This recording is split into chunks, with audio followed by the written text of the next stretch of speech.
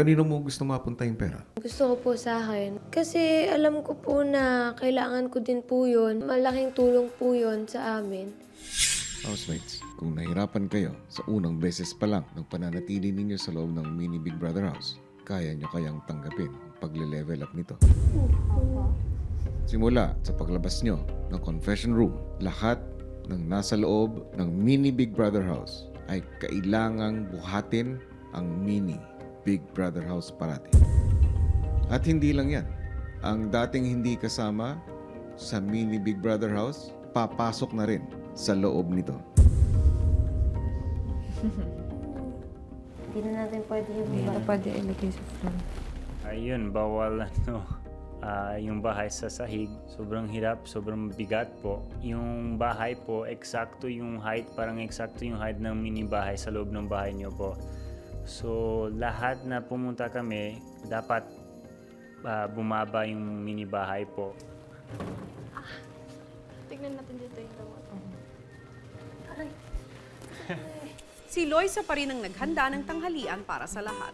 Ang sabi mo ate Nim? Actually, wala kaming choice, pero pupilitan lang ako. Dapat.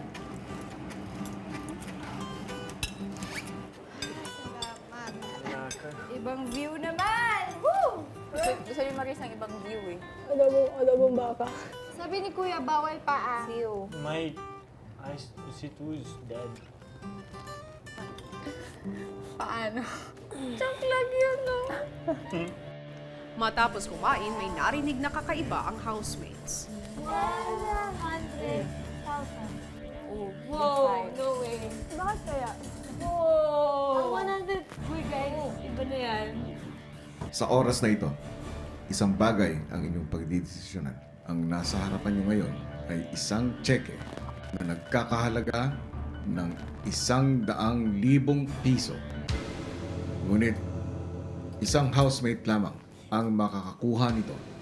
Kailangan yung pagdesisyonan nito bilang isang grupo kung kanino ito mapupunta o kung kukunin nyo ito. Kailangan iisa lang ang desisyon ng grupo. Sino kailangan talaga yun? Ganun. Sino hindi kailangan? Sino di kailangan? Sino hindi kailangan yan? Lahat kami kailangan yon, lahat kami deserving. Pero ang laki po ng halaga na kailangan namin pag-usapan. For me, my opinion, I would give it to Vicky, Loisa, or Maurice. Not that I don't need it, but I think you guys... I think. Kayo, tatlo. For me. Okay lang. Kaya hindi mo ko sinama. Bakit hindi mo sinama si Jane? Kasi parang si Jane po, nakita ko yung picture ng bahay niya na 3 floors, kahit renting, pero mas simple yung pamilya ni Maris and Loisa din po. Tsaka yung story ni Vicky po tungkol sa mommy niya, sa kapatid niya, ganun po. Hindi ko alam kung mahirap eh. Lahat kami deserving po and lahat kami kailangan eh. Siyempre, deserving din si Jane po. I suggest paglabas, paghatian natin yan. Paghatian natin paglabas. Pwede hindi natin kunin, pero sayang naman yung chance para makakuha ng ganyan. Kung ba't tatanggihan? Kanino mo gusto mapunta yung pera? Gusto ko po sa akin. Kasi alam ko po na kailangan ko din po yun. Malaking tulong po yun sa amin. Pero iniisip ko rin po, syempre hindi lang po yung sarili ko, yung ibang housemates din po. I suggest sa akin lahat. Kuya Bong, sa akin na lang. Ako, deserve ko. Siyempre po kuya, gusto ko po mapunta po siya sa akin. Ako po kuya, kaya ko pong ipaglaban yung sarili ko. Pero hindi po matatapos yon dahil lahat po kami gusto po namin yon, lahat po kami kayang ipaglaban po yon. Lahat tayo kaya, lahat tayo deserving, lahat tayo gusto yan. Totoo. Di ba? Kaya ko na. Kaya ko na. Maris? Hindi kaya, sige. Hindi. Opinion mo. That's the opinion, Maurice, please. Because Oo. Mahirap this is, mag-decide na kami. yeah, it's... We're an all-in. If you think it's not, okay, it's not. And then we have to find something else with opinions. Si Kuya kinausap si Maris. Bakit hindi ko nadidinig ang boses mo sa labas? ano po, parang nag-iisip po ako ng sasabihin. Tapos, parang iniisip nila na yung lockdown na parang ganun-ganun na lang. Ano bang opinion mo? Opinion ko po, deserve ng tao, ng housemate po kung kailangan talaga ng family niya. Ganun po. Habang nasa confession room si Maris, may naisip ang ibang housemates. Hati mo lang sa labas. Aray ko, Oo nga. Ano lang. di na lang. Kaya, Ako okay ako dun. Ako dun. Okay. Lalo na kung kasama ka naman sa Vig 4. Vig 4.